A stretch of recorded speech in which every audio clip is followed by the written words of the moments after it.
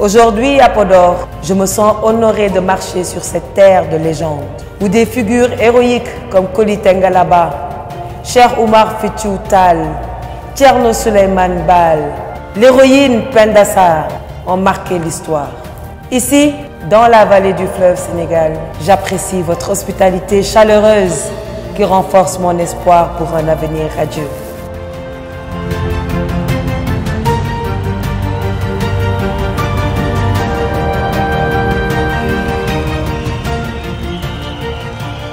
Mesdames et messieurs, je suis ici aujourd'hui avec vous pour partager ma vision d'un Sénégal florissant. Un pays où la prospérité du Fouta et la transformation de la vallée du fleuve Sénégal sont essentielles. Nous devons pleinement exploiter le potentiel économique du Fouta, notamment à travers l'agriculture, l'élevage, la pêche fluviale et un agrobusiness moderne. Podor, riche en opportunités, jouera un rôle clé dans le projet que je vous propose. Quand je serai élue présidente de la République du Sénégal, rien que dans le département de Podor, j'accroîtrai les terres irriguées de 30 000 hectares actuellement à plus de 100 000 hectares dans les 5 prochaines années. Pour cela, j'injecterai des investissements majeurs dans l'irrigation, y compris des techniques avancées comme l'irrigation goutte à goutte et l'aspersion précise. Nous utiliserons la télédétection pour une gestion efficace de l'eau et nous intensifierons l'électrification rurale en exploitant l'énergie solaire pour réduire les coûts énergétiques de l'agriculture. J'ambitionne de faire mettre en place des pratiques agricoles durables telles que l'agroforesterie et la couverture végétale pour préserver les sols et nous encouragerons la recherche agronomique pour développer des variétés. Mon objectif est de créer des partenariats stratégiques entre le gouvernement et le secteur privé et les producteurs pour dynamiser l'agriculture. La transformation industrielle des produits agricoles est une nécessité, non un luxe. Nous transformerons les produits maraîchers en produits moins périssables, renforçant ainsi la chaîne de valeur et augmentant les revenus des agriculteurs. De même, je compte implanter des centres industriels de transformation de la viande et de la production laitière pour augmenter ainsi la valeur ajoutée de ces secteurs.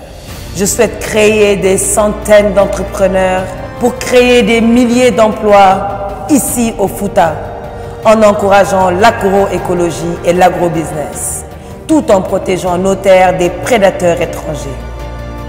Je donnerai la priorité aux jeunes et aux femmes de Podor, leur donnant accès aux terres et à la propriété foncière. Et je compte procéder à une réforme foncière en profondeur pour assurer un accès équitable aux terres agricoles. Chers compatriotes, habitants du Fouta et citoyens de Podor, le désenclavement de Fouta est crucial. Nous comptons construire des infrastructures routières et ferroviaires comme l'autoroute du Dandemayo et une boucle de chemin de fer reliant Thiès, Saint-Louis, Podor, Matam et Linguère. Nous comptons également développer l'éducation et la formation, notamment en créant la plus grande université des sciences agricoles et agro-industrielles du Sénégal, ici à Podor. Enfin, mon ambition est de moderniser la ville de Podor en la dotant de nouvelles infrastructures, des marchés fonctionnels, des centres commerciaux, d'hôtels aux standards internationaux et développer le tourisme en créant des emplois pour lutter contre l'immigration irrégulière. Mesdames et messieurs, militants et sympathisants de ARC, chers concitoyens, à l'approche de l'élection cruciale de 2024, je lance un appel solennel à la mobilisation et à l'engagement profond de chacun d'entre vous.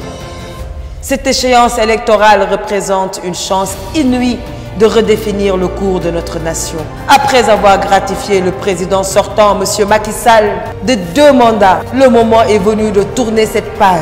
Sa décision de passer le flambeau marque un tournant salutaire. Aujourd'hui, nous sommes à l'aube d'une ère nouvelle.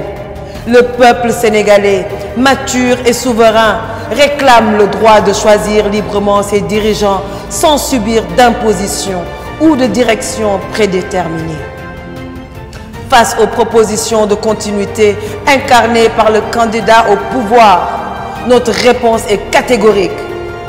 Nous disons non, fermement non, non à la stagnation et non à la répétition du passé.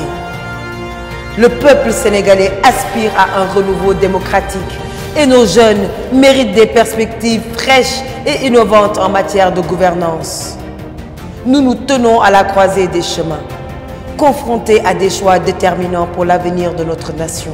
C'est dans ce contexte que je vous exhorte, messieurs, dames, à vous rallier activement à notre mouvement, à créer et à animer des sections locales et des cellules dynamiques au cœur de notre communauté. Je nourris une foi inébranlable en notre capacité à remporter cette élection. Cette conviction dépasse le stade de l'espoir. Elle est une certitude solidement ancrée dans l'unité et la détermination qui nous caractérisent. Oui, la victoire est à notre portée si nous y croyons tous ensemble. Ma conviction est profonde, alimentée par votre soutien inconditionnel. Ensemble, portés par notre volonté commune, nous tracerons la voie vers un avenir prometteur pour notre nation. Le temps de la relève est arrivé. Je vous remercie.